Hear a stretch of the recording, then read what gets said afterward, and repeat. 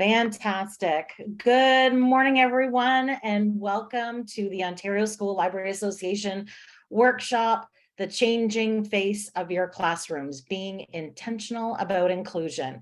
My name is Joanna Gibson-Lawler, and my pronouns are she and her. As the 2023 Ontario School Library Association president, it's my pleasure to host a familiar face to all of us, Dr. Andrew B. Campbell, otherwise known as DR.ABC, as our workshop facilitator once again. Before I introduce Dr. ABC, let's take a moment to reflect. We're gathered today virtually, tuning in from many places across the country. So let's each one of us honor the Métis, Inuit, and First Nations peoples who have traveled these lands and inhabited these lands long before us and who continue to do so today. I'm joining today's events from a territory which is within the lands honored by the Wampum Treaties, agreements between the Anishinaabe, Haudenosaunee, Lenni, Lenape, and allied nations to peacefully share and care for the resources around the Great Lakes. Specifically, we would like to acknowledge the presence of the Three Fires Confederacy, Ojibwe, Ottawa, Potawatomi, and the Huron-Wendat peoples. We are dedicated to honoring Indigenous history and culture while remaining committed to moving forward respectfully with all First Nations, Inuit, and Métis. I invite you to take a second to introduce yourself in the Zoom chat and let us know where you're joining us from too.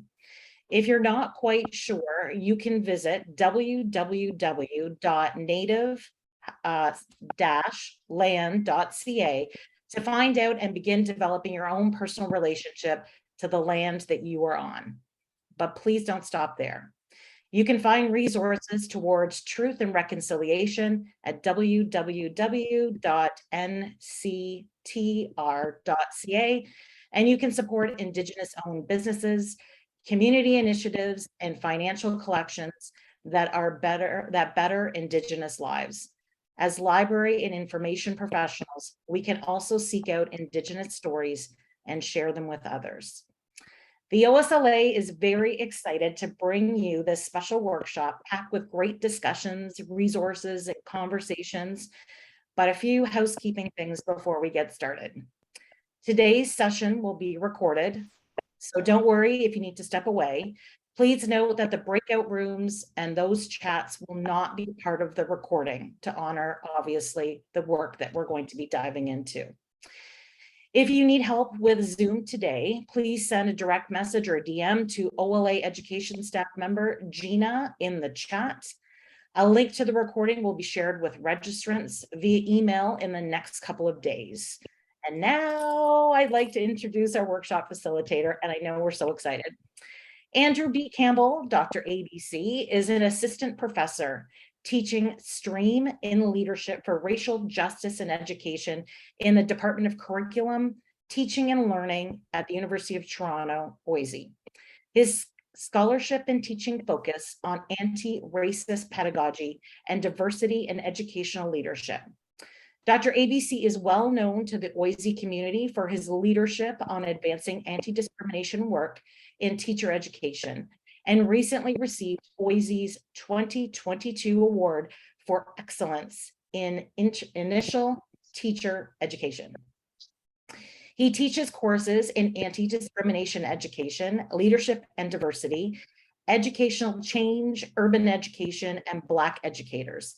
DR.ABC previously taught at Queen's University, the University of the West Indies, Niagara University, Seneca College, and Durham College, in addition to past experience as a classroom teacher and administrator in Jamaica and the Bahamas. He has presented at numerous conferences and has delivered many presentations as a keynote speaker, motivational speaker, and workshop facilitator.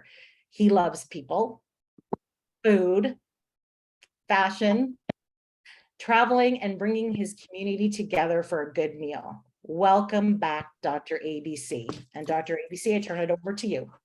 Thank you so much. Thank you so much, Joanna. Good morning, good morning. Good morning, everyone. I see some familiar faces. I see some familiar names. I see people. I see people. Anybody know that movie that said, I see dead people? I see live people. I see amazing people. I see engaging people. I want to say thank you for having me to have this conversation. When I started thinking about this workshop this morning, from the other day, I was like, I'm going into a familiar space. I really want us to have good conversations. So please note that the entire presentation this morning will definitely accommodate that, will definitely encourage that. And make a note of that we are really intentional about having conversations this morning. I want to share something with you. I know you may notice different things in the picture. One of the things you may notice are my buttons, right? And I want to share as my introduction with you about the buttons. So I did a series of workshops with Brookmead Public School in the Peel District School Board. And over 2 years, we have done quite a bit of work. And many of the work we have done started with this, a change in face. We started looking at deficit thinking, and they did some intentional work in moving from deficit thinking to strength-based approaches. We did anti-Black racism. We didn't do a one conversation. We didn't do a two conversation. We did a number of conversations. We used a book. We went into call it data, how data impacts our work. We did some great work together as a team. And I remember going there for the first time this year, face to face, to meet them. And when I was leaving, I got flowers, I got gifts, and then I got a whole bunch of they're created for the entire school population and the families. And the families was not just for students, it was for the families. And there's a video on my social media somewhere where the vice principal there, because the principal there is I come back to, somebody's help me, somebody's come Rada. And when she came into the space, she shared all the buttons. So I'm wearing the LGBTQ one, I'm wearing the trans one, I'm wearing the Black racialized one with different colors. And there are buttons for autism, there are buttons like, for me, what that signifies so much, First Nation, Indigenous, the orange button, right? What that signifies for me, I'm going to spotlight myself because I want to show that, signifies for me is the intentionality behind the conversations. The intentionality behind the conversations. And remember, our topic today talks about being intentional. And they decided the colors of what they mean, the school, what they mean. And I just felt the need to share that. The pink day, they were so in purple. Purple is as its meaning, purple and inclusion and mental health and well-being. And it was such a powerful explanation. And I said to them, you should really do an entire talk on that. So I just wanted to show how I represented that. But I want to also say the reason why I did that was because of, for me, that intentional way in which they had that conversation. It was very, very, very intentional. And they wanted to make sure that the voice of the community was well involved into the conversation. So as we get in this conversation this morning, we talk about the change in face. What does that mean?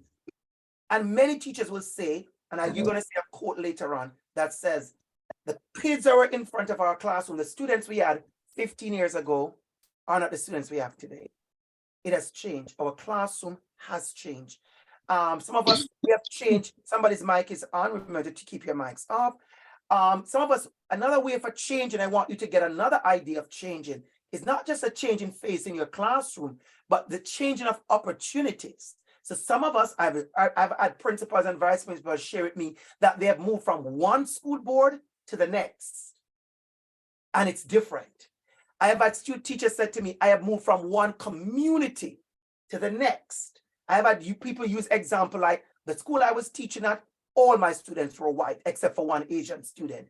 And then I'm in a community now where there's 45% Muslim population. There is 65% Asian population. When I say Asian, I hope you know I'm not talking about Chinese only. I'm talking about Korean. I'm talking about kids from Vietnam, from Laos, from other places. We have to open up those things and see that our classroom face is changing. And what are those things affecting our changes? I have on my list, I have migration, which is most of the popular thing. But there's also social issues. There's war, there's affordability. On the TV right now, every minute is about homelessness. Well, I can tell you, homelessness is a change in the face of our classroom. Let me share something very personal, Joanna. One of these first time when I had a shock, a change in face shock. I was teaching at a school, and when I realized for the first time that I had students in my classroom that came from a shelter to my room. I'm saying it to you now, and I'm feeling what I felt that same morning. The morning when I left my principal's office, and he informed me because of something that happened, that there are students in my class who come from a shelter to my class and from my class back to the shelter. I will never forget what I felt. And what I felt that morning, Joanna and everybody, and I like to, back and forth to the pictures so that we could talk. All I asked myself that morning is, am I mindful of the student? Does my pedagogy and my practice say to the student, Mr. Campbell sees me? Am I giving the student what he needs? Am I doing the one size fit all? One of the first things I remember is my type of homework that I used to give teaching a grade 5-6 split in a neighborhood where most of the children walk to school in a cul-de-sac with 2 and 3 car garages. But there was this child who was being fostered. This is not his world. And I realized he was not feeling a sense of belonging. And immediately walking from the principal's office, my only thing on my list that morning, Sue, and I like to call names, my only thing on my list this morning, Wendy, was, what am I going to do to make sure he's seen, he's felt, he's heard, that when he leaves my room, he will remember he came to this particular school and this particular teacher made sure I teach him well. And I did say teach him well. I did say teach him well. I did say teach him well. I am not here talking about how we care for our kids and how we see them alone. I'm talking about how is our pedagogy matching up to that love. Bettina Love is her book. Bettina Love, a book that has transformed and impacted my teaching at the university in a significant way. Bettina Love talks about how many of us say we love Black children, we love racialized kids, we love LGBT, we love, but our practice and our pedagogy is in sharp contradiction. I want to repeat that. She talked about how we profess and we confess and we talk about in our statement, our teaching philosophy, how we care about these children and other people's children and children who are marginalized and targeted and excluded and harmed. But yet, see, when we walk away from our workshop is that we put the book down, we have not seen any form of work in our practice and in our pedagogy. And so I want to start that conversation. And remember, the chat box belongs to us. I see you, Wendy. Thank you. I see you. Thank you. And I want to read that our school takes all the grade 6-8 refugee children from the airport hotels, many of whom are rehoused to shelter. It is very eye-opening. Well, Wendy, you are actually on target in a way you do not realize. I'm going to share you a story with you, Wendy, and all of us to back up your story. I'm gonna back up your comment in ways that you was not prepared for. So I don't know if you remember when we had the Syrian refugee crisis. Most of us were teachers. I was a teacher. I was an LTO by choice. And the month of June that year, I went for an LTO interview at a school, Wendy. And while I was doing the interview, the principal, I don't think she meant any harm, but we have to remember our social location. Watch me carefully. I know you all take very good notes. I know I want you to realize our social location, our positionality, our power, our privilege, or everything impact what she's going to say and how she thinks. Remember, you are not just speaking to me as Sue or Nadine or Ellen or Andrew. You're speaking to me as who you are. You're speaking to me with your power, your prejudice, your ability, your access, your views, your social location.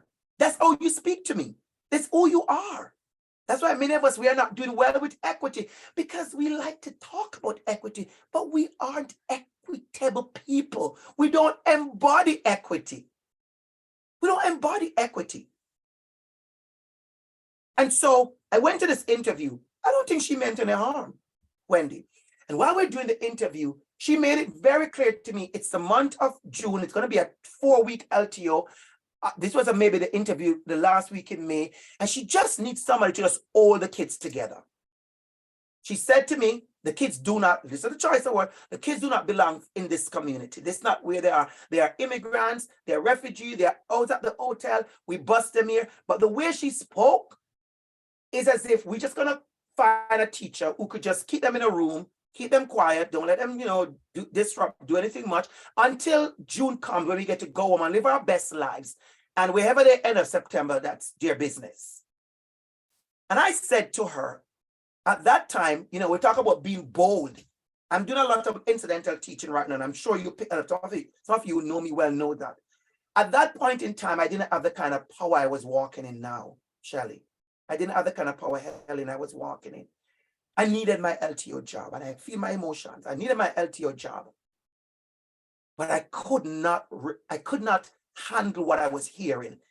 And the best way for me to resist, as I tell you, there are many ways to resist. I wasn't going to disrespect her, Jess. Sue, I wasn't going to turn over her desk and do a Housewives of New Jersey moment. I wasn't going to put her on blast on Twitter. I just said, I turned to her and I said, well, I'm not looking for that kind of job. I see you, Marie McGrath. I see you, Jen Brown. I'm not looking for that kind of job. I see you, Megan Fox. I said to her, I'm not looking for that kind of job. I said, I know what 4 weeks can do. I have done a lot of summer camps, and I know what I have done in my years in 1 week at a summer camp.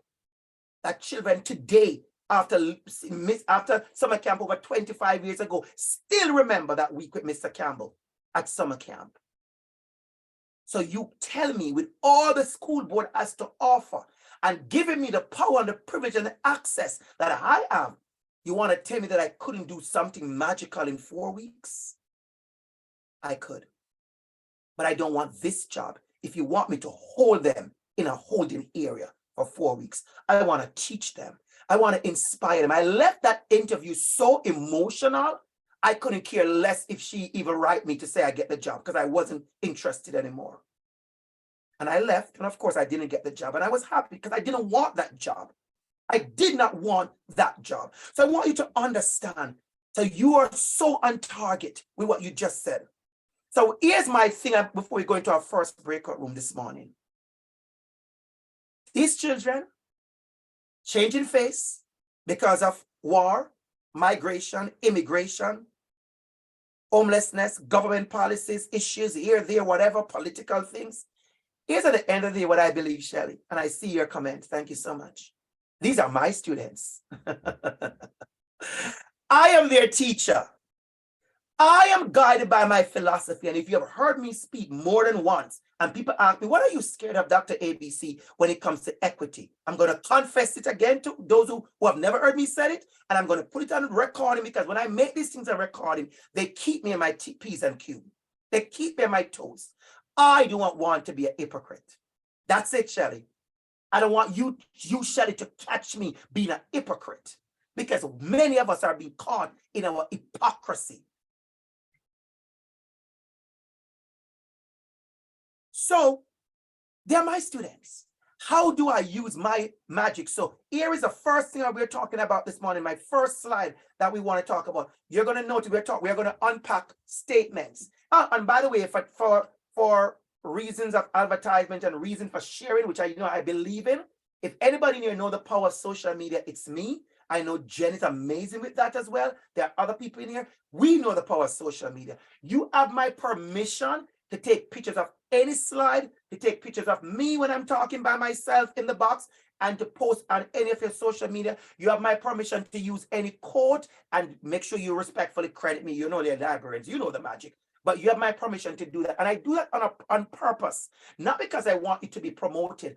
I have seen, and I know Jen and other people who use social media, I've seen the power of sharing. The other night, there are people who accidentally came to my my book launch and accidentally came to my community class, and they said I saw it, somebody posted it on social media, and I've gotten a letter that said thank you. I cried right through. A PhD student said to me, I cried right through your community class the other night, DR.ABC, when you had the Black teacher panel. Big up to educators. I wasn't the one speaking. I invited 4 Black educators, and they spoke into the lives of people. And people said, thank you for providing that space. So feel free to do that. As you read the statement, I'm going to show you what jumped out to me. Then we go into our first breakout room. This is what jumped out to me.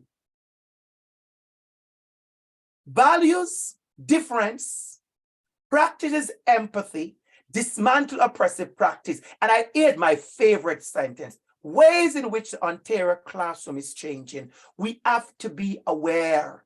We have to be aware. When I look in the chat, I see the evidence. So what we're going to do, we're going to jump into our first breakout room. And remember, I would put the recording on pause. And I want us to have that conversation with each other. What are the ways in which you see the classroom changing? What are the factors influencing? You don't need to be anything really, be like, oh, we need to just use a prompt. Just use a prompt. Ways in which the Ontario classroom is changing. And there are going to be things I guarantee that you're going to share with me that I don't have on in my space. But we're going to use a Jamboard for that. I'm going to give you the link.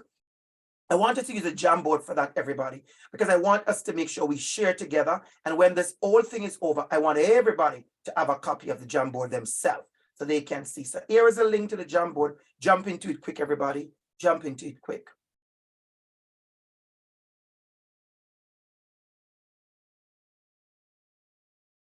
And I want us to have that conversation. I really want us to have that conversation. So for those who are listening to the recording, we're going to put it on pause. When you come back, you'll see a picture of the Jamboard. So you'll see the discussion. So we're going to pull you in. You won't be missing out, but the conversations are not recorded, which you already know that. So at this time, I'm going to pause the recording, remove my spotlight, and I'm going to pause the recording myself. Right. So welcome back, everyone. Welcome back. Welcome back. Welcome back. And thank you for the conversations in the breakout room. Absolutely. I'm hearing the conversations. And as I said before and a minute ago, is that what I like is that people are being honest about that. This is heavy lifting. This is work. Here is the good news. When I leave the breakout rooms, I leave with a lot of encouragement because there's hope. We're saying we know to change. We know to work.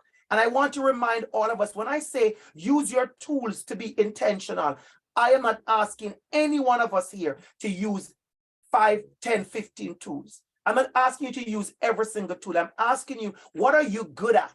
What are you strong at? And how do you use those strengths to do the work that you need to do? So I want you to think about that as we think about this work. So as I was saying to you, it's a lot to deal with, and it's impacting the library.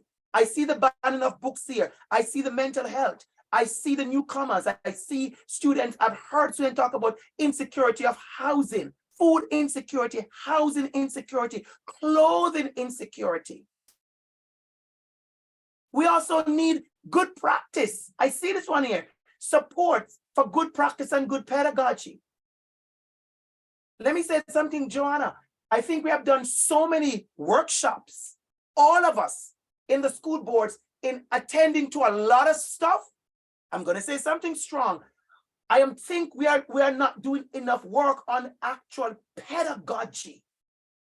Watch me carefully. The ability to teach well. I work in a teacher preparation program, and I am concerned about the ability to teach well, to be creative, to engage, to use strategies on a Monday, separate strategies on a Tuesday, and when the Monday and Tuesday strategies don't work, you come with a new strategy on a Wednesday. Because it is about executing teaching in a certain way. So we have concerns. So I want to say thanks for that.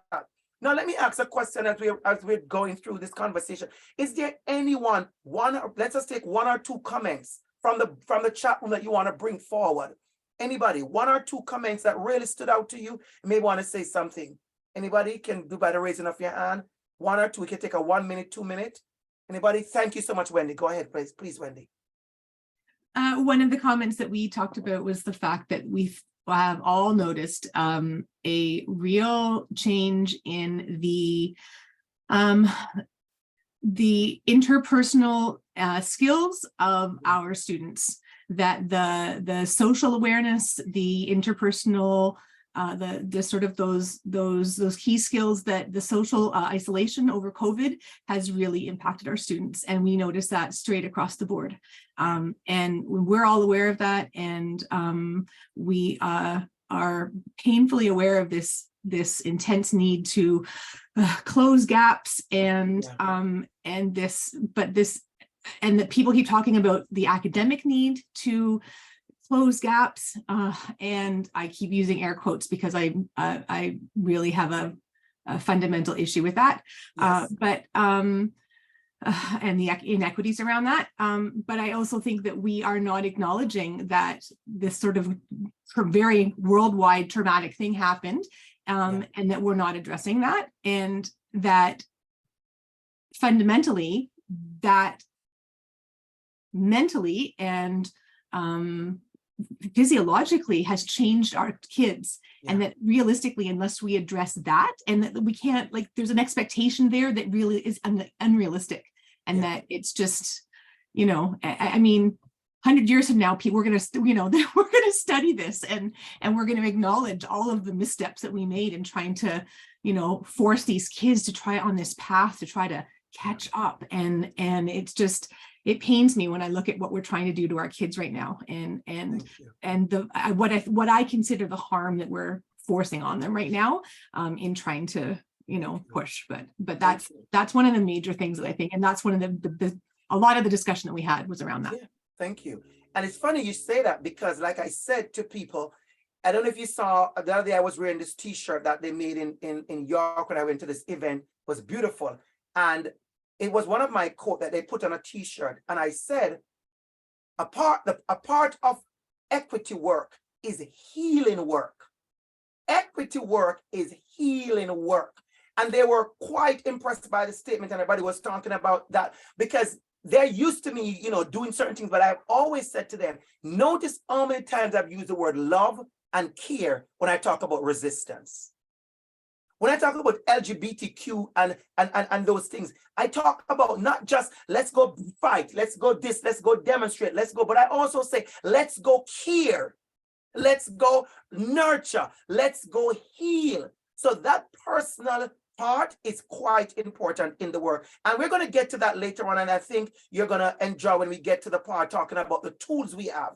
So we're going to get into that for a minute. So let's get to a second statement, everybody. So take a minute. So I'm going to share with you this statement. And I think, Richard, you love this based on our conversation we're having in your breakout room.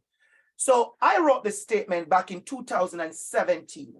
And when you get jobs, and when you go for jobs at the university, college level, you're shortlisted for a professor level like I am, what a part of your application package is your CV, your cover letter, and they ask you for a statement of teaching, a teaching statement. I teach a course. I teach a number of courses, and 2 of my courses in 2 different universities, I do this as an assignment. I ask people to create a teaching statement in light of what's going on in equity and all this stuff. Create a teaching statement. And the teaching statement, Joanna, is about your heartbeat. It's about what you want to say, what you want to do, who you are as a teacher, and how you're going to make sure who you are impact how you teach. Who you are impact how you teach. And so you want to articulate that, writing it down. And I've had so many people tell me thanks for it over the years. But I want you to tell you and to everything, there's a trap. Here is a trap, Joanna. When I give this assignment, students are very good at writing a beautiful, beautiful one-pager. And it's always a one-pager, beautiful one-pager. They go, Wendy, Lisa, and what they do is they find all the right words, Sherelle, all the right words. So right now they're using the word equity, diversity, inclusion, belonging, 2S LGBTQIA+. They're using, you name it, they're using decolonize, and they're using all the words, because what we have done in a dreadful way, and I'm using the word dreadful on a Saturday morning intentionally, is that we are so intelligent, we are so qualified, we are so bright, we're so good at what we do, that we know how to take all these 10, 15 magical words, wrap them into a one-pager, and hand it to someone of power to say, this is who I am. And you are not that person. You are not that person. And so we have a lot of the work, I personally believe that the work of equity is being really impacted in a negative way, because power, structure, white supremacy, racist people, homophobic people, all these people have learned how to use the words to sound inclusive.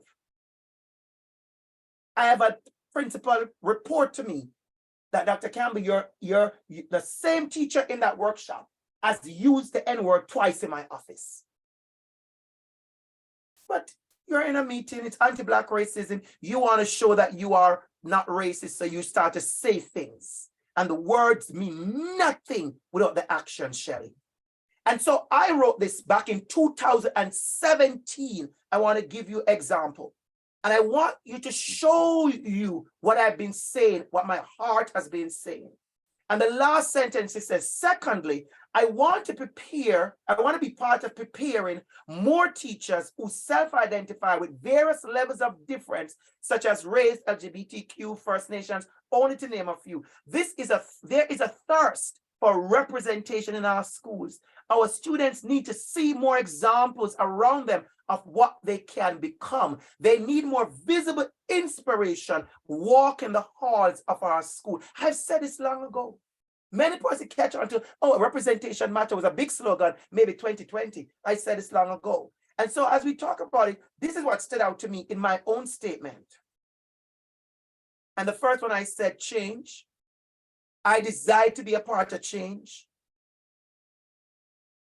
Understanding who they are as educators, that's a struggle we're dealing with. Teaching is a very attractive position and job here in Canada. I'm sure you know that. There are many places where teachers are not given the respect and admiration and salary like in Canada. I can tell you that as a teacher who have taught both in Jamaica, the Bahamas, America, and I'm here in Canada. I can tell you that. And then we look at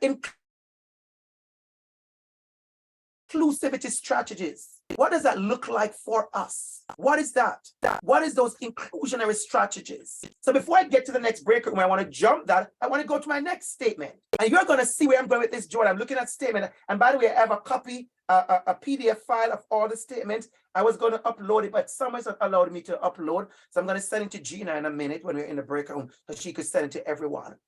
And the next one says, our school and classrooms must be places where us, and I want you to notice this came from a message from the Toronto Catholic District School Board. I want you to know that the same Catholic school boards who are going through a whole other conversation about who is seen, who is not heard, who is present, who is erased. I want you to understand the words. I see you shaking your head, Wendy. I see it's connected. How we can say anything that we need to say when it looks good in a document, but what is our action behind it? So this says our school must be places where our students, all students now we're talking. So when you say live experience, Andrew, that's me. What do I mean by that? When we say value and celebrate, what do we mean by that? When we say see themselves in the curriculum, what do we mean by that? Because I know, I remember amazing librarians who, way before CRP was installed, they would create these reading boxes. And as I always tell people, don't speak down to strategies people used 10 years ago. 10 years ago, Joanna, that was an amazing strategy. When I could walk into a school and say to the librarian, can you give me the First Nations bin? I want you to listen to me carefully because you know I'm going in now. I remember years ago, 10 years ago, when I could say to a librarian, it was amazing that she could give me a bin. Get ready for what I'm going to say now. Are you still stuck at the First Nations bin? If you are at the First Nations bin, where you have this one plastic bin, we know the bins, they're fabulous, they're cute. Some librarians like yourself, they make them magical, they create pictures on them, it's just beautiful, according to what kind of level you're at with your love for library work. And then you send the book box, and it's like 7 books in the box. And that was great 10, 11 years ago. But there are still schools that are stuck on the First Nations bin, the Black bin, the LGBTQ bin, the Ramadan bin, the Eid bin, the Chinese New Year bin. Are you still stuck there, or are you upside down according to are you embodying the work? So I want you to understand. So look at what I highlighted now before we go back into our next breakout room. So I highlighted these things. I highlighted about the lived experience, but I wanted to spend some time here. So this is what I did. So I want us to go into a breakout room at this time again. And what I want us to do is take a picture of this, everyone. And I want you to discuss anyone you choose. You don't have to start from the top. I want you to discuss in the breakout room. I see it, Wendy, thank you. From the breakout room, what does this mean to you when you think about a classroom? When you think about a changing face of the classroom, Lisa, what does authentically engage mean? Because if you're going to tell me, well, DR.ABC, that looks like, make sure I know my students. And I'm going to say, push back at you. I'm going to say, what does knowing your student mean? Okay, well, fine. You know your students now. What does that mean? Oh, I know them. But I go back to my lesson plan I've had for the last 16 years using. Is that what knowing your student mean?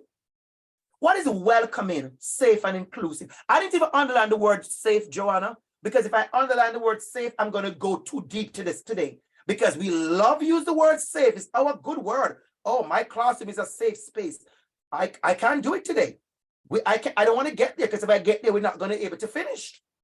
So I'm not even going there. Let's start with welcoming. What does that look like? What does that look like? And then I'm going to give you my next story, then I'm going to put you in your breakout room. So let me share a story to you, Tyrell. Sue, let me share a story to you. So I was teaching at this school for a number of years, and I taught grade 5-6 split. And if you know grade 5-6 split, grade 6 topic is Canada's response to the world, social studies. Everybody know that. I see you smiling, Sue Matthias. And we talk about refugee, the word refugees in the curriculum. But as a teacher, get ready for this one. As a teacher, a lot of time we spend time teaching about people. So we teach about First Nations. We teach about LGBTQ people. We teach about missing and murdered women. We teach about people who have certain kind of sickness. We teach about a student who may be blind, or a student who's in a wheelchair. We teach about Black people and about immigrants and about the hijab wearing and about. We teach about. So what happens when those about people are inside our classrooms? If you tell me, oh, well, DR.ABC, because I'm such a great teacher, I really teach from my heart, I teach the same way, I'm going to say, not today. I'm going to say, thumbs down. Because talking about me is different from talking with me. I am in your class, Sue. I'm sitting in front of you. I'm that little new boy from Jamaica. I'm in your class. I just brought my lunch to school. I'm new. I don't know what a bagel is. I never had a croissant before. I've never seen snow before. I am in front of you, Sue. How are you going to treat me? How are you going to teach me? Because it cannot be the way you taught last year when nobody in your class was ever immigrant, Black, or from any other country except Canada. So I was in the school and I left the school. And the school was amazing.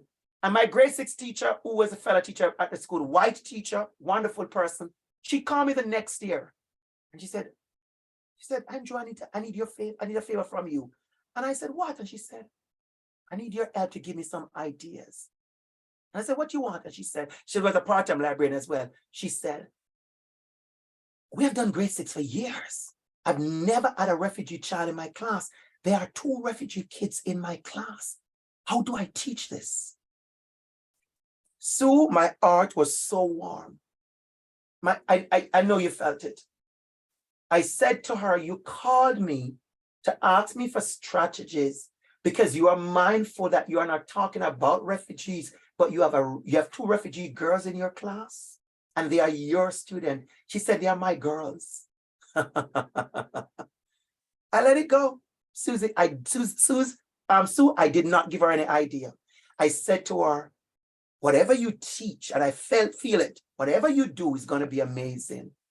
I said, whatever you do will be amazing, because you are mindful that you are talking to students about refugee who are sitting in front of you, crossing their legs on the carpet, and they are refugees. The way you enter the room, the way you delicately write the word refugee, the way you are conscious that these two girls are in front of you, and you want to be careful of your narrative, your deficit thinking, your social location, your positionality, your politics, you are going to be supercalifragilistic, espialidocious. That's one of my favorite words. Okay. And she amazingly did. I didn't give her any idea, Jess. I did not. Because a teacher like that, who is that mindful, can only be amazing. A teacher who, quote me on that, everybody. A teacher who is that mindful can only be amazing. How mindful are you? How mindful am I? So we're going to go into a breakout room at this time. And you take your picture already off the slide and just spend some time talking about what any of this look like when you're in a school and the classroom face is changing. What does that look like for any one of us? So I'm going to remove that and I'm going to put welcome back. Welcome back, welcome back, welcome back, everyone. Do we have anyone? Let's take 2 1-minute comments. Do we have 2 1-minute comments? Anyone want to share something that really stood out to you during that conversation?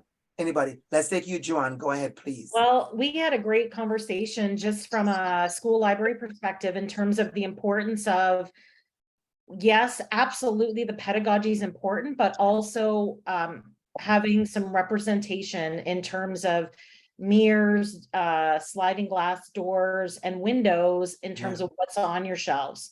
And then we started diving into like our reading policies and selection and deselection policies, and what does that look like, and making intentional choices to make sure that kids are represented and that they're seeing fulsome representation. And it might not reflect their school, but it's reflecting the community and the world outside, right? So that was a great conversation. Thanks to my group for indulging in that. That was awesome. Thank you, Joanne. Anybody else? Anyone else want to jump in with a comment there that really stood out to you with any of the things that we discussed from the list there? Anybody else? Just want to look and to make sure. All right, we'll move along. Don't worry, we have many more time to talk to each other, so don't you worry about that. So I'm going to remove the spotlight again, and let's get back into it. So here comes where we're going to be at. So when we have come to that, we realize, and by the way, I listened to the stories being shared in the breakout room. I was at 2 breakout rooms this time. Thank you so much. Thank you. Especially the stories of people having their own aha moments of, oh, these children don't know what camping is. Oh, they don't have cottages. No, it's not because they're socially economic status. It's because they don't come from that lived experience. They don't come from that lived experience. And so we have to think about that. What does that look like? So what happens here is that this came from a TDSB data from 2009. And yes, I'm going to work on getting the new data, but I want to keep this for a reason. I wanted to give context to how this has changed. And I guarantee you this has changed drastically. So the most important part of that statement is who sits in the classroom has dramatically changed over the last 20 years. I guarantee you when I get updated information, and I may share it with you all, that who sits in our classroom has dramatically changed in the last 10 years. Remember, in the last 10 years, we have had Syrian refugee crisis, we have had the Ukraine, we have had more issues than other places. You know, we can get into those conversations. Sudan is going through its own. We don't hear much conversation. Haiti earthquake, we didn't hear much conversation. So even these about who we care for, who is being helped, who is being given certain opportunity is a conversation we need to have. as well. And so because of all this is happening, our research suggests that more covert and subtle forms of racism is happening. And people are asking though, is it more or is it just that social media has brought it to light? And that's still a debate out there. If you read many kind of research, you'll hear different things. What I know is that because the classroom has changed so much, there are now way more differences and people do not have the tools to deal with the difference. Some people don't care about the difference. Some people have, just like we talk about the cultural competence continuum. In the cultural competence continuum, it starts with cultural destructiveness. Don't forget that. On the cultural competence continuum, over here is cultural destructiveness. Then there is cultural blindness. Then there's cultural incapacity. Then we go to the cultural curiosity. Then we go to cultural competence. So the difference is there. It's just that many of us have destroyed it. Many of us have stomped it out. Many of us have ignored it. And many of us have made it incapacitated, right? We have just, there's no capacity for it because what we have done is erased it. So the trick is, how do we make sure that when the diversity shows up in our room, and when I say diversity, I hope you know I'm not talking about racial diversity only. That's not what we're talking about. We're talking about many other areas, and let me show what I mean. We're not talking about just race. We're talking about religion. We're talking about physical abilities and neurodiversity. I saw it on your list. We're talking about family diversity. I was one of those teachers, Joanna. I was one of those teachers that every time, like tomorrow is going to be Mother's Day, we make the kids make a postcard for their mom. We don't care if their mom is dead or alive. We don't care if they live with their grandmother. We don't care if they don't know their mother. Like, just so you know, I may say it like this in this way, but I remember as a couple teacher years ago, it affected me in a way that I was like, wow, why did nobody teach me this as a young teacher? Like, why is it that only now, after teaching for 15, 16 years, I am being mindful of these things? Why? I felt so bad, Joanna. That's why when I do workshop practice, I like to say to people, I am not here as any form of perfection expert telling you that you don't know what you're doing. I'm telling you that the mistakes many of you are making, when I say many of you, I'm not talking about us here, because this is going to be a recording, that the mistakes we are making, I made some of those. Watch me carefully. The way some of us have been complicit, we've been there. The way some of us have been just uninvolved and unaware and detached and stuck in the assumptions and the stereotypes and what you heard on TV and what you read in a magazine. So we have to remember. So it's more than just that. I was one of those teachers, Sheila, who when you come back to school September, everybody know the first week assignment was write a composition. We call it that back then, because I'm not as young as I look. I tell you, 26 September, as I've been teaching. Or we call it short story now. We call it whatever we want to call it. Write an essay about your summer. And on the board, Sheila, all the prompt words are beach and vacation and travel and museum and Canada Wonderland and Disney World. And we force the children to lie on themselves. Because all the words that we captured on that board, Joanna, were the correct words, the inclusive words. And so the kids tell a lie about where they went for summer. Because the good stories in the class was the one that says they went to Disneyland and they went to their cottage and they traveled to New York, or they went back to some country and they had a beautiful land. And the kids want that, so they tell a lie on themselves. I've been there, the teacher, I know. And then I decided I'm going to stop that foolishness. And I said, let's talk about our summer. And then I remember, Joanna, I made staycation a thing before it was a thing. I said, let me see those like me who stayed home all summer. Like, OMG, you got to stay home. You didn't got to go nowhere. You just got to watch TV. You got to play with your friends. You got to do this. You got to wake up late. And I made every single thing that was deficit exciting. And the children could bring their true self to tell you it was not embarrassment to say you didn't go on a plane. Because these are some of the changing faces as well. It's not just about race. It's about the language. It's about the families and couples and those pictures you have on your wall showing the kids this is what a family looks like. It's a mom and a dad, a boy and a girl living in a 2-car garage with a dog and a cat and an apple tree. You know that picture. You have many of us, you know that picture. How are we still doing that? Our teachers still doing that? And then we have parents. When we teach about these things, we have parents who come to school and write letters. And I'm going to get very personal into something right now. Let me stop sharing the screen. As educators, we need to realize we are qualified professionals. I don't see parents going to the hospital telling the doctor how to treat them.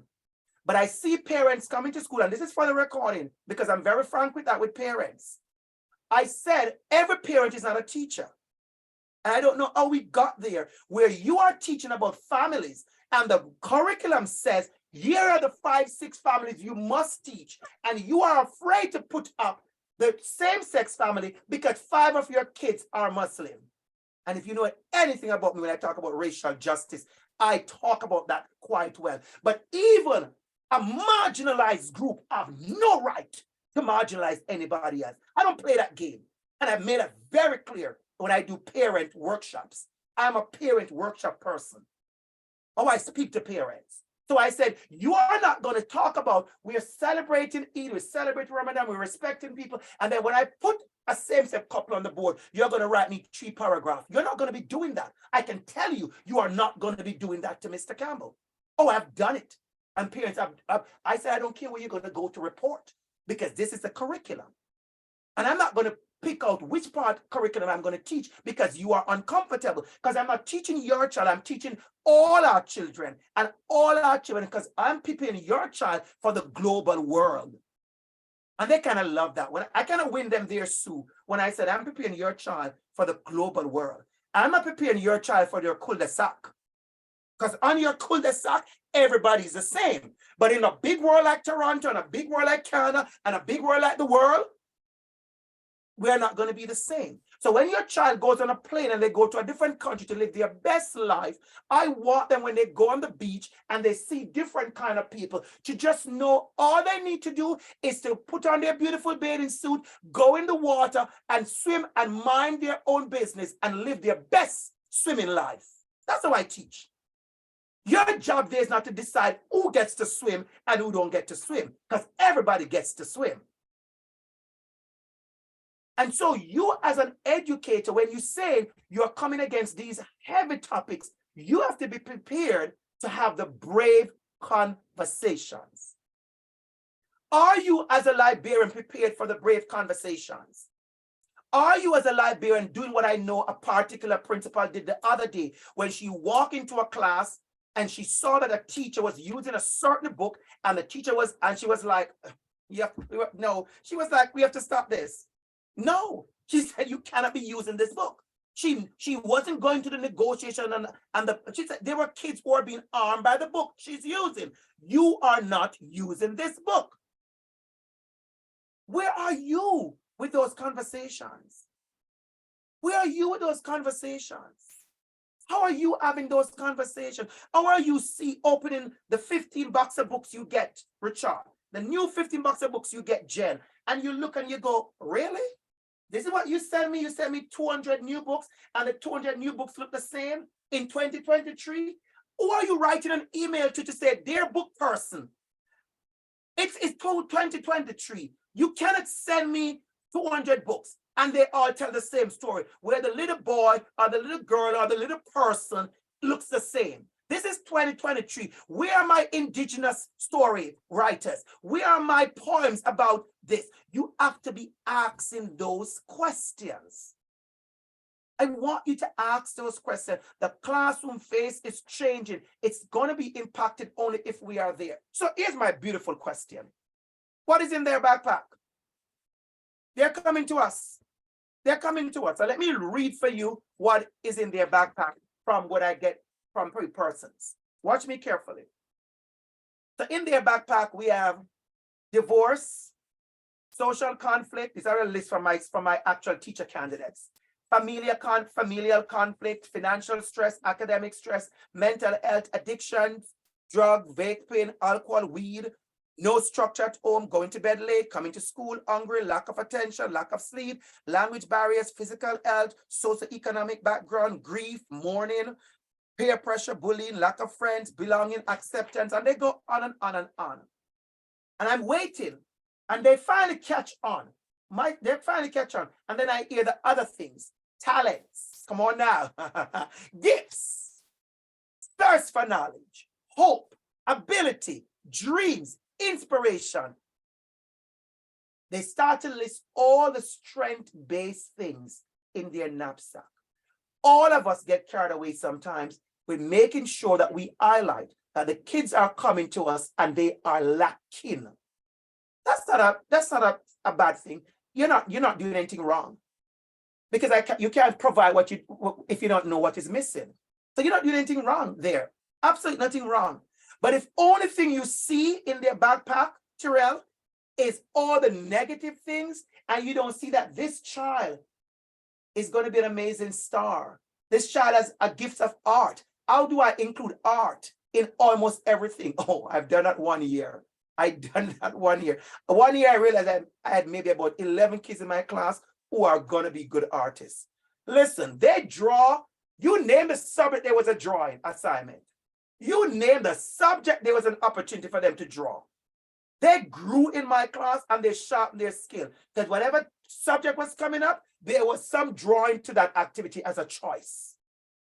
Of course they wrote. Of course they did everything else because they have to, because Mr. Campbell class, we're living our best lives. But what I did was to see that they had so much to offer. So I want us to remember very carefully, when we are talking about the change in face of our classroom, we are not here this morning gathered to talk about all the negative things and all the woe and all the bad things. That is important for us to name them. We have to call these things out. But I want us to make sure we are keeping a strong record of the strength that our students are coming to class with. Somebody made accent deficit. I don't know who it was, but somebody in this world has made accent such a bad thing. And when I introduce myself, you can watch me on maybe 100 recording, and I introduce myself as, my name is DR.ABC. I am from Jamaica, and I'm sure throughout this presentation, you'll be hearing my sweet Jamaican accent. If you come to my house, I'm sure you're going to enjoy my curried goat. You may enjoy my pot roast pork, or you may enjoy my stewed chicken feet.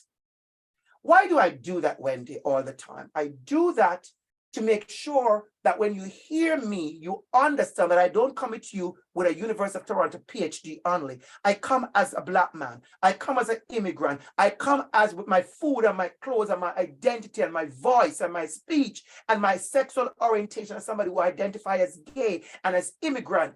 I come in all of that.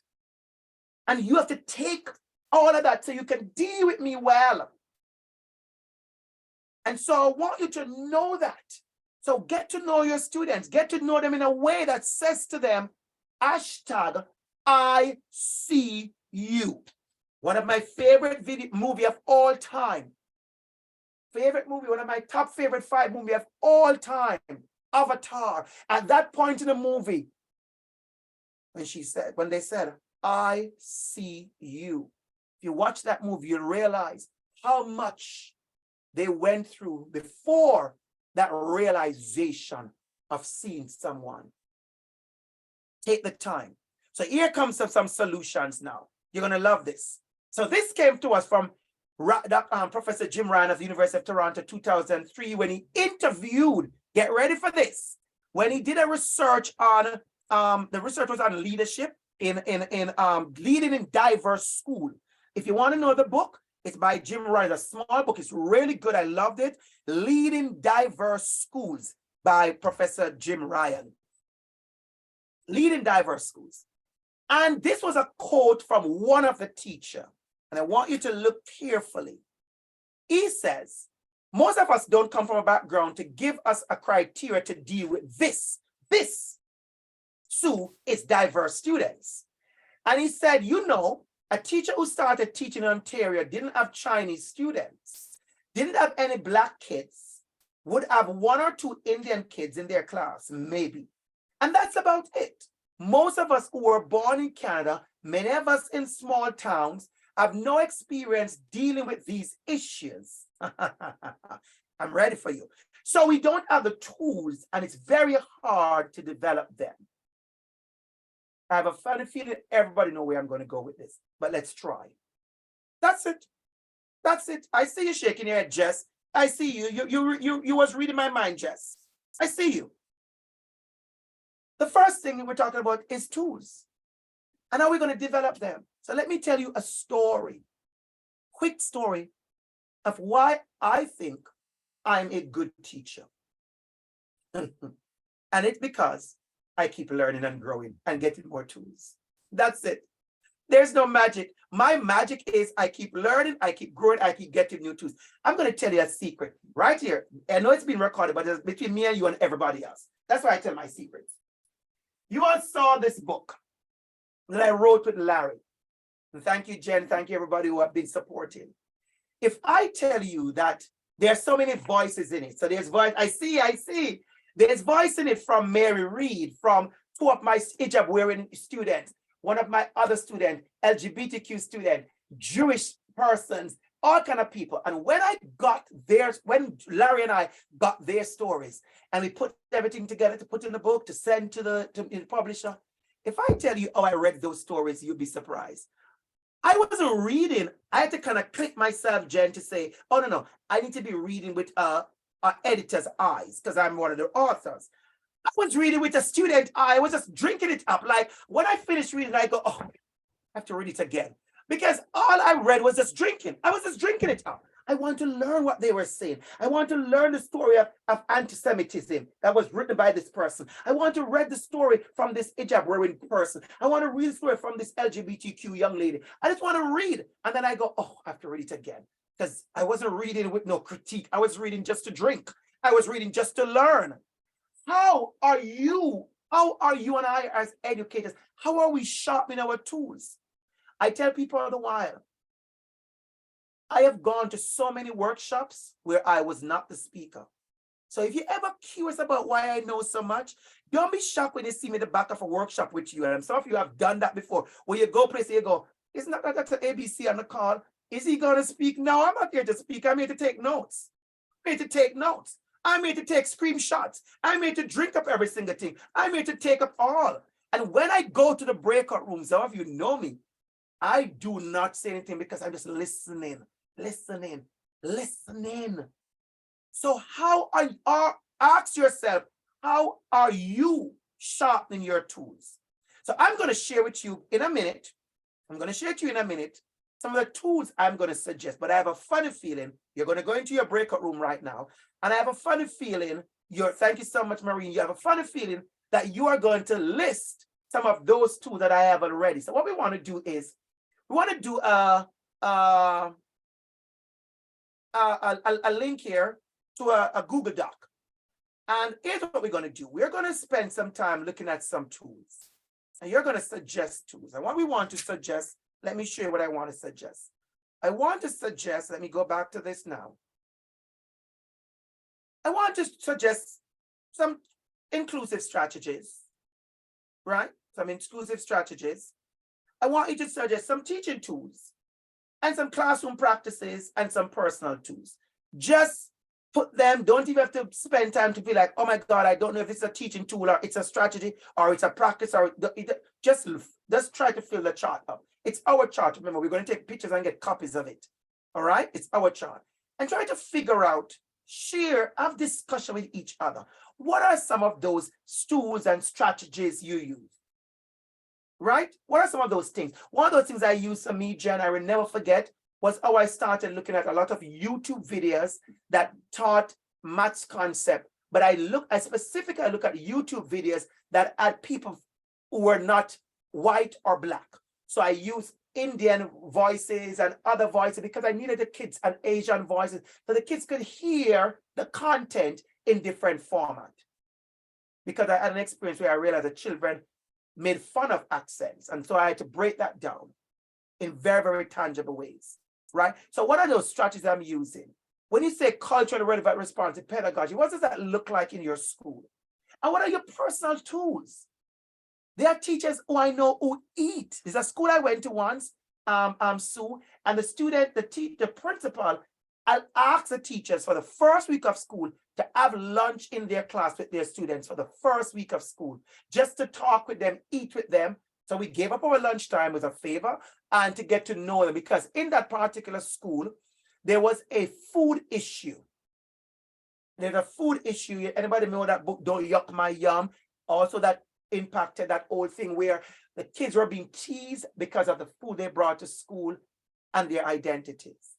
And so that principal, I will never forget, she was intentional about us spending time to learn who our students are, learn their food, eat with them, talk about the food in ways that build strength-based approach. So what we're going to do at this time is we're going to go into our groups and we're going to be looking at those ideas. Let's have a discussion. And when you come back, I'm going to share to you my 8 or 9 tools that I'm going to share with you. So I'm going to share you 8 or 9 tools. I have a funny feeling you'll cover them in your list, but let's see what happens. All right. So let's do that. I'm going to recreate the rooms. The rooms are recreated. Let's take 8 minutes on the clock, everybody. Go ahead and let's fill that chart in and discuss it.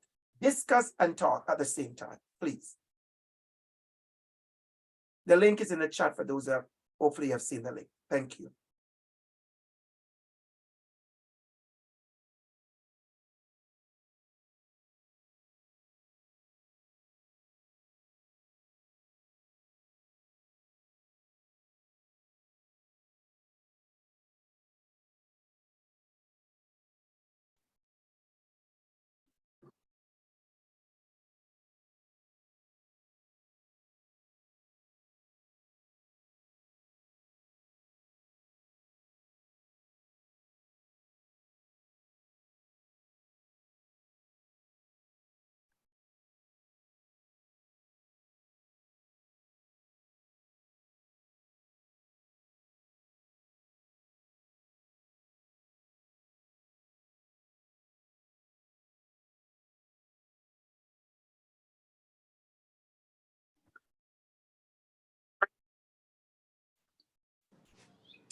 Right, welcome back, everyone. Welcome back. Welcome back. We've already begun the recording because I wanted to record some of the amazing conversations and continue to update it. And remember to grab your copy as well. Remember to download a copy for yourself. I'm going to ask Gina to also make sure you download a copy at the end, Gina, so you can make sure everybody gets a copy of it as well. So welcome back, everyone, as we think about our strategies and the conversations. And learning so much, even language and vocabulary in one room, talking about, positive space versus, safe space and brave spaces. And the conversations are happening, right? I heard one conversation, another room that is very powerful that I always talk about is that why do I need to learn about other people? Because we don't exist in a world by ourselves. You're going to go to dance class and football and other places and a movie, and you're going to see people different from you. How do you engage? And so it's about preparing our students for the wider world. It's about preparing our students for the wider world. So this is so beautiful. As I put some time to share this on the screen, that is so beautiful, and I wanted to do that. All right, remember to keep your mics off, all right? Anybody want to jump in for 1 minute, get another 1 minute speaker to share something that really resonates with you in that breakout room? Do we have that 1 minute speaker? Something that resonates with you in one of those breakout rooms that you want to share? No? All right, we're good. We're still good. We're good. All right. let's jump into some of my suggestions, because when I looked on your list, you covered it. You covered it. And if Gina is in the background looking at the list, you could actually highlight as we go along how much we covered. So one of the first one I put pedagogy and teaching strategies. So yes, the first place I want to go is teaching strategies. How are we teaching when our classrooms are changing? Are we adjusting our pedagogy and our practice? Are we still using the same way? Let me give you a perfect example of what that looks like, Richard. I'm teaching at the University of Toronto. And one of the things that I'm doing when I realize, the changes happening around me, universal design for learning, accommodation, you name it. What I try to do is I try to give choices in my final assignments. So the days of everybody doing the exact same final paper in a university class, those days I'm trying to really fix. So for me, in most of my courses, there will be a choice of a paper. And I'm just doing it a couple of years now, so I'm working at it. I hope you realize giving 2 and 3 choices for final paper means 2 and 3 more rubrics to create. So it means work. It means work. And so I'm very intentional to understand that this is going to require me to do some extra work. But if I want my pedagogy, my strategies, my teaching technique to be at a certain level, I have to put in the work. And that's just the reality. I have to put in the work. The next one I have for us, and I'm just using some pictures as an example. Next one I have for us, I know library people love this kind of slide, is resources. What are the resources I'm using? I heard people talking about one of my book as a resource, but I'm sure that's just one resource. I remember using that book, The Big Blue. The Big Blue. I remember that book. I used it, Joanna, and how beautiful it was to bring across a story, right? I remember I used this book, All Are Welcome. And then I found some book the other day. I'm supposed to tell you all, because I know you librarians love those kind of stuff. I found Bob Marley's daughter. Bob Marley, the great Bob Marley, who sing that song, One Love, One Art. She has made, I think these are for grade 1 or kindergarten, picture books, hardcover picture books. I'm looking at my shelf if I see one to just get up and grab it for you. And it talks about just one love, one art. I think I see one. Yes, let me get on, grab it. Give me a minute.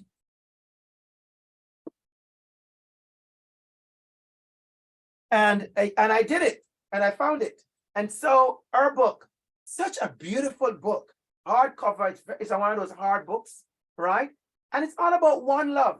And it's just the words of the song. One love, one heart. Of course, Bob Marley, so that is his daughter, so of course she could use this book. And then I found the next one, Get Up, Stand Up. It's a music again.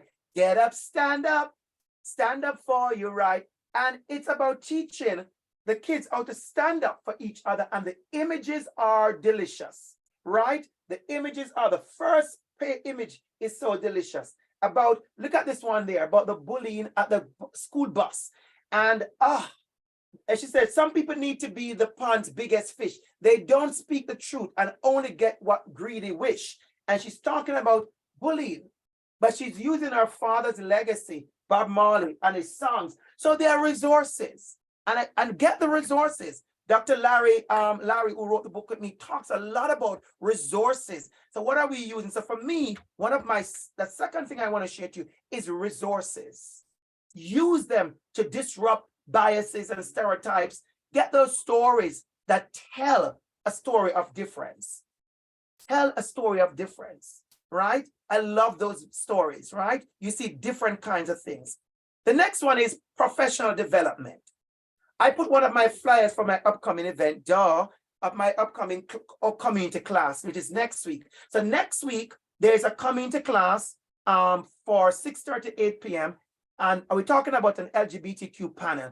The panelists are all persons who identify in the LGBTQ family. A trans woman is there, Eva Simone, Ryan Prasad, who is a PhD candidate right here at university in women and gender study. He is amazing. Sarah, one of the most amazing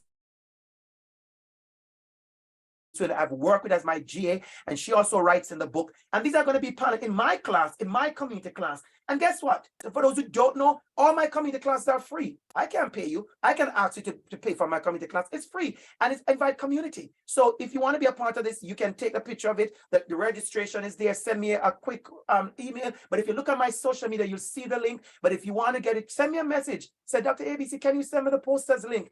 If anything, Gina, I could send them to you and you can send to everybody as well. I can do all that before the end of the day. So Gina, maybe send me an email asking me for the links for all of this. But I know it's on my Facebook because people already signed up who I know come to these events. But this is only one way. I put this as an example to show you opportunities for professional development. Whatever, you're just coming in, just listen to 3 persons who identified in that LGBTQ family talk about pedagogy and curriculum. One is two are educators and one is an advocate in one of the most biggest popular LGBTQ networking agency in Toronto. These are experts who are going to share their voices. Take your cup of coffee, take your glass of juice, take your dinner, stay off screen. Nobody needs you to be on screen and just listen and take notes. Professional development is a way to grow. I have done AQs. I see it on the list. I have done AQs not because I needed more money, because I was at the top of the scale, but because I needed to learn. I did my F&M AQs, First Nations AQ, intermediate level and senior level, not for money. I was at the top of my scale, but I needed to sit in a place where I know I was going to get some learning and some unlearning. I was blessed. I was happy. I was honored. And then I put my book there because I put that for a reason, not for a resource. But number 4 is about how are we engaging in brave and courageous conversations? How are we having those conversations? And I'm begging you all to include the parents in the conversations more and more. I am saying yes to more parent even than anything else. And I'm going to tell you why. I'm going to tell you why. The parents need to know. The parents need to have the conversation with. So I have on my YouTube page, and remember, any video you see on my YouTube page, it's for public use. You don't need to ask my permission to use my videos in your school. You do not need my permission. My videos on my YouTube page are for public use, right? And there's a video that I have, maybe 2 of them, about inclusion begins at home. Very, very nice video. And you could share it with your parents as well. Inclusion begins at home. You have to have those brave conversations. My next one is about how are we making adjustment to our curriculum. So here's where I want you to write your notes. On the word curriculum, I want you to write, and somebody maybe can put that in the table as well for me. I want you to put questions, stories, videos, visuals, guest speakers. Joanne, I see you shaking your head. You just got it. I'm not here to ask you to go write the curriculum over. When teachers do this, oh, the curriculum, I said, the curriculum, it doesn't walk in the class and teach itself. I have to laugh, Joanne. I don't know if I'm allowed to laugh. I think so. It's Saturday morning. The curriculum don't walk in the school and teach it and just teach. You and I, you and I are the carriers of the curriculum. So when you're teaching a topic, Richard, when you're teaching a topic, Andrew, when you're teaching a topic, Gina and Nadine and Joanna, what are the examples you're using? What are the stories you're using? What are your videos and your visuals? Who are your guest speakers? For the last 5 years, who are your guest speakers? Do they look the same? Who are the reading week? Who are you getting to read? What stories are you reading in Reading Week? You're teaching about nature and you want to read a poem. Which poem are you reading? Is this the same poem that talks about the beauty of the lake? Or is it a poem that also talks about a river and something as a different body of water that is different from Canada? And when I talk about rivers and my kids in Canada say, sir, a river. And I said, yeah, oh, a river is different from a lake. Oh, a river is different. And I tell them my story about going to the country and jumping in the river. And then I go to the sea and the waterfall and I show them Dunn's River. I expose them. What am I saying? Oh, these kids live in Canada, so I guess I must only tell them about the lake. Oh, I want my students to be global. I tell them about a river and a swamp and a waterfall and a brook and a spring and a stream. Yes. I show them a picture of a little boy drinking water with his hand cupped like this, Joanna, from the stream. And I'm waiting for the child to say, Mr. Campbell, is that water dirty? Because you know what's going to happen. And I said, no. I said, it's coming from the mountains. The water is coming out of the mountains. In this beautiful country where the water comes out of the mountain, you drink it fresh from the stream. That's a different story, Joanna, from when we hear deficit like, oh, these people live in countries where the water is not purified and they die. Curriculum. My next one. Leadership and representation. I do this headline to show you who are the persons on your committee. Who are the persons on your committee? Is there representation? Who are the persons on your parent council? Are we forcing and fighting and intentionally want to get representation? Are the same 5 people who live down the road take over the entire committee? Right? How are we doing that? How are we making sure we're adding voices? The next one is, how are we making some brave moves? I put that by itself. Number 7, I call it brave moves. And by the way, just so you know, there are Catholic boards who have been flying the pride flag, because I know Catholic boards who do that. So when Durham is caught in this drama, and now Dufferin Peel, they are talking to them, there are other boards who have been doing it, Catholic boards. So who are the ones making bold move and bold steps? How are you doing that? This school says we are done with this Christopher Columbus foolishness. How are you and I making brave move and bold steps? Thank you, Maureen. I'll go and Lakeshore Catholic School Board. Absolutely. My next one, number 8. How are we talking about who is around the building? I heard somebody in the group talk about this. Who is in the building? How are your boards intentionally recruiting? A friend of mine went to teach up north. And she wrote me back. She said, OMG, I am loving my job. I was wondering why these people went to teach up north and they're not coming back. I thought she was going to get some money and come back like everybody said they're going to do. She's there, 5 years now? One is there 3 years now. Another one is gone up and another friend is gone. They say, I don't know if it default because I can't get teachers from certain areas, but up north, the teaching staff in some of these schools are so diverse. Because you're bringing in, I guess, a lot of international teachers and new teachers and foreign teachers. So you are getting the Spanish and the French, and you're getting the white, you're getting the black, the Latina, the indigenous. There's a mix. She said, my school has a serious, beautiful mix. And they're seeing the benefit of that. How are we diversifying our staff? How are we being intentional about this?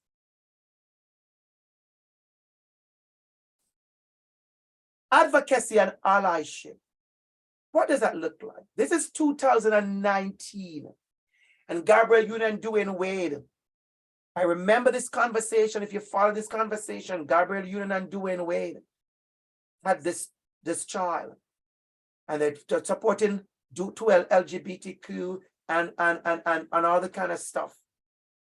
This young lady, this child is now blossomed into a beautiful young lady, because their parents who were able to support their identity, support their joy, support their existence. I don't go around anybody. People would ask me, if I'm pushing an agenda. I said, I want you to understand, I was a little boy in grade 4 and grade 5. Who was scared of my own shadow. People see me now and they go, Dr. Campbell, you walk into a room, you are like, you bring light, you light to the whole room. And I said, what if I tell you? Like I'm going to tell Peel District School Board on June the 1st. I'm going to tell those kids, what if I tell you in grade 5 and grade 5 and grade 4 and grade 7, I used to hide from my own shadow. I used to hide from my own shadow. I used to hide from my own voice. As a little boy who identify as gay, I was scared I had a nasty, dirty secret by Jamaican standard. That was a nasty, dirty secret. My church says I'm demon possessed. And I go to school, and I can tell you, I say it publicly, I wish I had a teacher who had treated me a way that says to me, I see you, because I was bullied.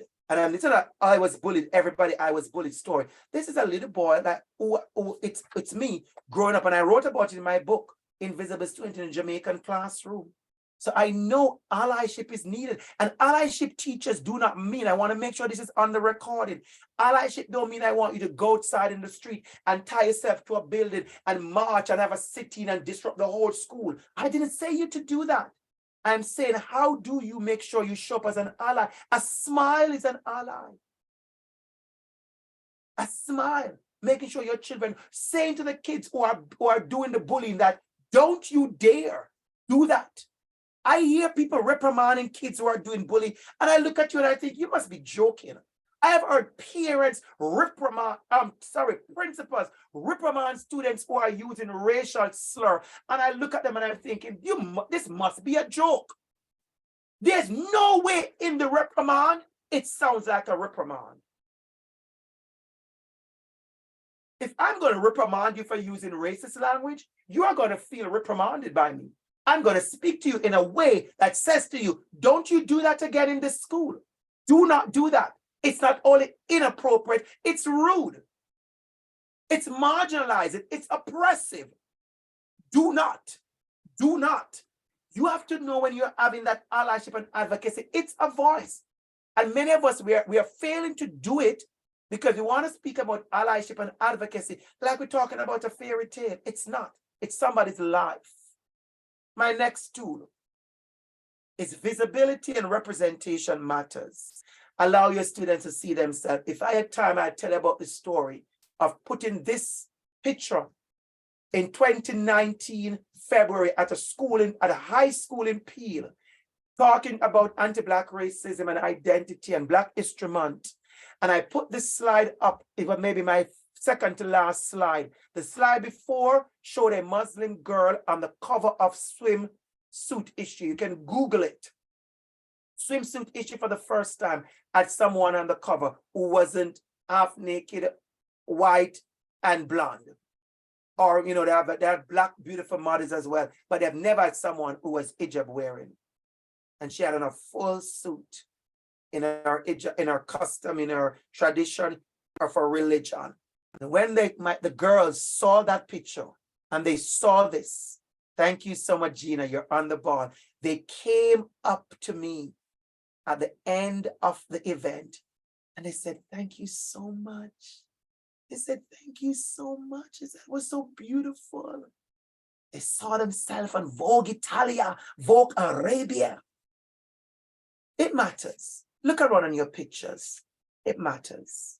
And I'm going to leave you with this final statement. And all these statements, like I said, they are on, I've sent Gina. Gina's going to share them with us all.